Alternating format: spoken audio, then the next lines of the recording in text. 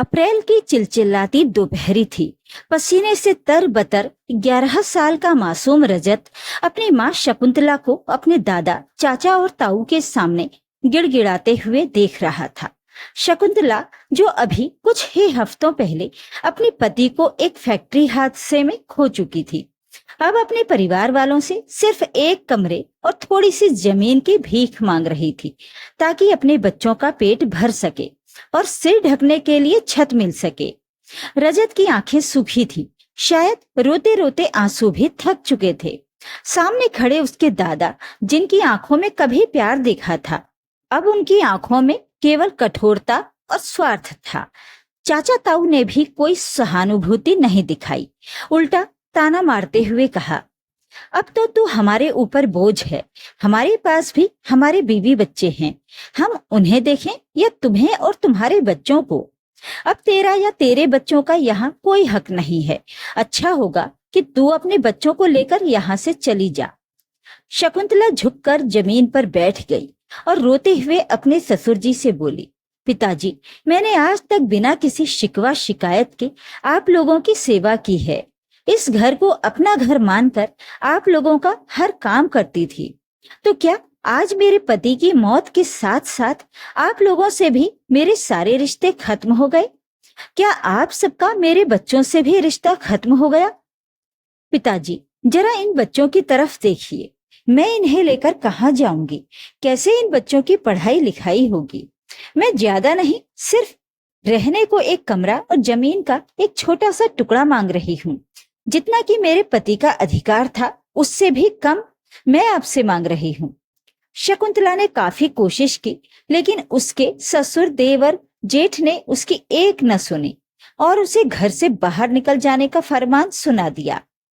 अब तक शकुंतला समझ चुकी थी कि संपत्ति के लालच में अंधे हो चुके इन लोगों का दिल नहीं पसीजेगा। उस दिन शकुंतला अपने तीनों बच्चों को लेकर रोती बिलखती उस घर से निकल गई, जहां उसकी जवानी के दिन गुजरे थे, जिस घर में उसने अपने पति संग हंसते गाते सपने देखे थे। अब वही घर पराया हो गया था। वो बच्चों को लेकर बाहर सड़क पर आ गई। पति के साथ काम करने वाले एक फैक्ट्री कर्मचारी की मदद से उसे एक छोटा सा कमरा किराए पर मिल गया। पति की मौत के बदले मिला मुआवजा बहुत कम था, लेकिन वहीं से जिंदगी फिर से शुरू हुई। शकुंतला ने फल खरीदकर बेचने का छोटा सा काम शुरू कर दिया, लेकिन हालात इतने अच्छे नहीं थे कि बच्चों की पढ़ाई जारी रख सके। बच्चों के भविष्य को लेकर वो चिंतित रहने लगी। धीरे धीरे उसकी तबीयत भी गिरने लगी।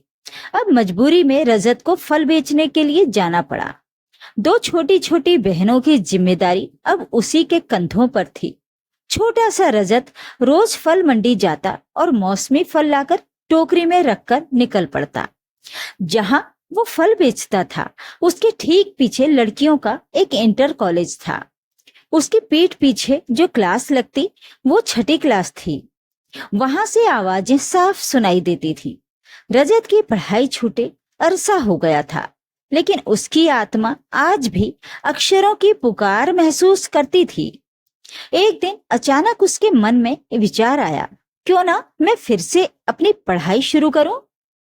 उसने घर जाकर अपनी पुरानी कॉपियां खोजी, झाड़ पोंछ कर रखी और अगली सुबह बहुत जल्दी उठकर फलों की टोकरी के साथ अपनी कॉपी और पेंसिल लेकर कॉलेज की दीवार के सहारे जा बैठा। अभी क्लास शुरू नहीं हुई थी। तब तक उसने अपनी फलों की टोकरी सजा ली और आंखें बंद करके मन ही मन भगवान से प्रार्थना करने लगा। क्लास शुरू होते ही उसने ध्यान लगाकर सुनना शुरू कर दिया। पढ़ाई की बातें वो अपनी कॉपी में उतारता जाता। बीच बीच में ग्राहक आते तो फल भी बेचता।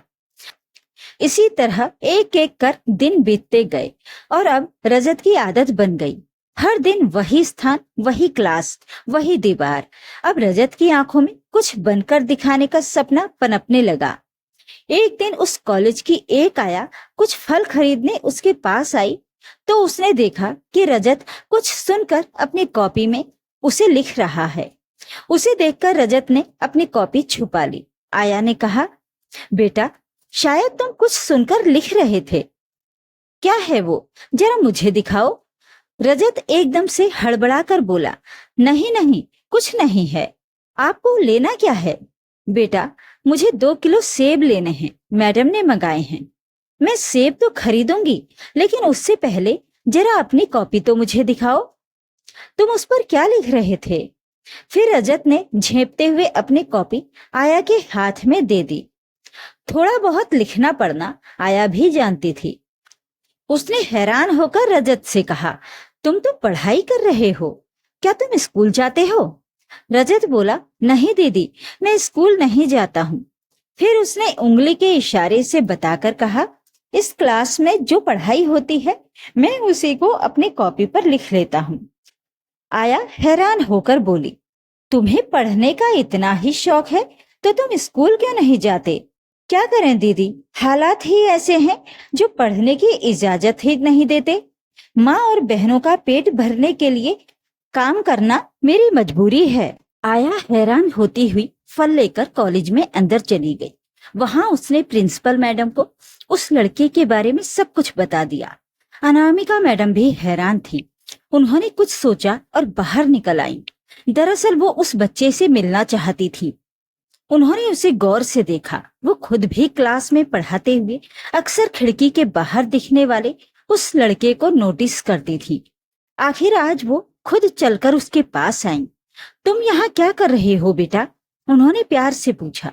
रजत घबरा गया, लेकिन फिर हिम्मत जुटाकर बोला, मैडम जी, मैं सुनकर पढ़ाई करता हूँ।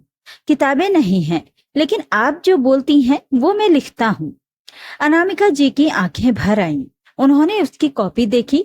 उसमें टेढ़े मेढ़े अक्षर थे, लेकिन एक कोशिश साफ दिखाई दे रही थी। उन्होंने उसी समय निर्णय लिया कि वे इस बच्चे को पढ़ाएंगी। उस दिन के बाद रजत की जिंदगी बदलने लगी। अनामिका मैडम हर दिन क्लास के बाद कुछ समय निकालकर उसे पढ़ाती। उन्होंने उसे किताबें दी, पेंसिलें दी और सबसे बड़ी बात, उसे हौसला दिया। इधर शकुंतला की तबीयत और बिगड़ने लगी। उसे टीबी हो गई थी। इलाज के पैसे नहीं थे। रजत ने अपने सारे पैसे जोड़कर एक सरकारी अस्पताल में उसका इलाज शुरू कराया।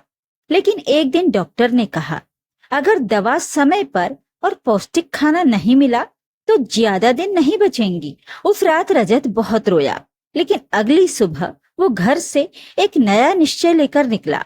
उसने फल बेचने के साथ साथ रात को पास के एक ढाबे में बर्तन धोने का काम शुरू किया। उसे जो भी पैसे मिलते वो दवा, खाना और बहनों की जरूरत में खर्च कर देता। उसने अपनी बहनों को पास के एक सरकारी स्कूल में दाखिला दिलाया। शाम को वो अनामिका मैडम से पढ़ता, रात को माँ की सेवा करता, बहनों को भी पढ़ाता और सुबह फल बेचता। उसकी जिंदगी एक सतत संघर्ष बन गई, लेकिन उसका चेहरा कभी शिकन से नहीं भरता था। समय बीतता गया। एक दिन अनामिका मैडम ने उसे एक स्कूल में दाखिला करवा दिया और फीस भी खुद भरने लगी। मैडम ने उसकी आंखों में जो सपने पल रहे थे उन्हें और ताकत दी। वो उसे समझाती, बेटा, कुछ कर गुजरने की लगन और जज्बा किसी सुविधा की मोहताज नहीं होते। वो स्कूल की रात के क्लास में पढ़ने लगा। उसकी मेहनत रंग लाई और उसने हर क्लास में टॉप किया। बोर्ड परीक्षा में उसे जिले में 3री रैंक मिली। अब उसकी कहानी अखबारों में छपने लगी। एक स्थानीय एनजीओ ने उसकी मदद की और उसे एक स्कॉलरशिप दी। अब रजत कॉलेज में था। वहीं से उसने आईएएस की तैयारी शुरू कर दी। अनामिका मैडम उसकी गार्जियन बन चुकी थी। उन्होंने उसे एक कोचिंग में दाखिला दिलाया। रात दिन मेहनत करने के बाद रजत ने यूपीएससी का पहला अटेम्प्ट दिया, लेकिन वो प्री में ही रह गया। लेकिन उसने हार नहीं मानी। अगले साल उसने फिर से तैयारी की और इस बार उसने टॉप 100 में रैंक हासिल की। जब परिणाम आया, उसकी माँ अस्पताल में भर्ती थी। वो उनके पास गया और कान में बोला, माँ, तुम्हारा बेटा अफसर बन गया है। शकुंतला की आंखों से खुशी के आंसू निकल पड़े, लेकिन उसी रात उन्होंने चुपचाप दुनिया को अलविदा कह दिया। रजत ने सोचा, माँ, अभी तो खुशियों के दिन शुरू हुए थे और तुम हमें छोड़कर चली गई। रजत ने माँ के नाम से एक फाउंडेशन शुरू किया, शकुंतला प्रेरणा संस्था। इस संस्था के तहत वो उन बच्चों की पढ़ाई का खर्च उठाने लगा जिनके माँ बाप नहीं थे या जो गरीब थे। कुछ वर्षों बाद एक दिन उसे सूचना मिली कि उसके दादा, चाचा और ताऊ की हालत बहुत खराब है। उनकी जमीन अब नीलामी में जा रही है, घर टूट चुका है और वे दर दर की ठोकरें खा रहे हैं। रजत चुपचाप वहां गया, उन्हें देखा और बिना कुछ बोले वहां से लौट आया। किसी पत्रकार ने उससे पूछा, क्या आप उन्हें माफ कर देंगे?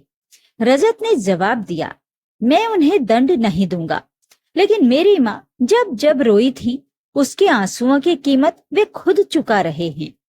आज रजत एक सफल आईएएस ऑफिसर है। उसकी दोनों बहनें डॉक्टर बन चुकी हैं। अनामिका मैडम को वो माँ से भी बड़ा दर्जा देता है और उस इंटर कॉलेज की पीछे की दीवार अब भी वहीं खड़ी है, जो उसकी मेहनत, लगन और संघर्ष की साक्षी बनी थी। लेकिन अब वहां रजत की एक बड़ी तस्वीर लगी है। नीचे लिखा है, जहां एक फलवाला बैठता था वहां से निकला एक सितारा। और ये तस्वीर स्कूल के पीछे ही नहीं, स्कूल के अंदर हर एक कमरे की दीवार पर लगा दी गई थी, जो संघर्ष और सफलता की प्रेरणा चारों तरफ बिखेर रही थी। ये सिर्फ एक लड़के की कहानी नहीं है, ये हर उस माँ की कहानी है जिन्होंने अकेली होने के बावजूद हार नहीं मानी। ये हर उस बच्चे की कहानी है जो दीवार के पीछे से भी अपना भविष्य देख सकता है, संवार सकता है और उस कहावत को चुनौती देने की ताकत रखता है जो कहती है कि स्कूल के पीछे पढ़े हो क्या। तो ये थी आज की कहानी। इस कहानी के बारे में अपनी राय कमेंट बॉक्स में जरूर लिखें। वीडियो को लाइक और शेयर कर दीजिए। चैनल को सब्सक्राइब जरूर कर लें ताकि आपको रोज अच्छी अच्छी कहानियां सुनने को मिल सकें। तो फिर मिलते हैं एक और कहानी के साथ। नमस्कार।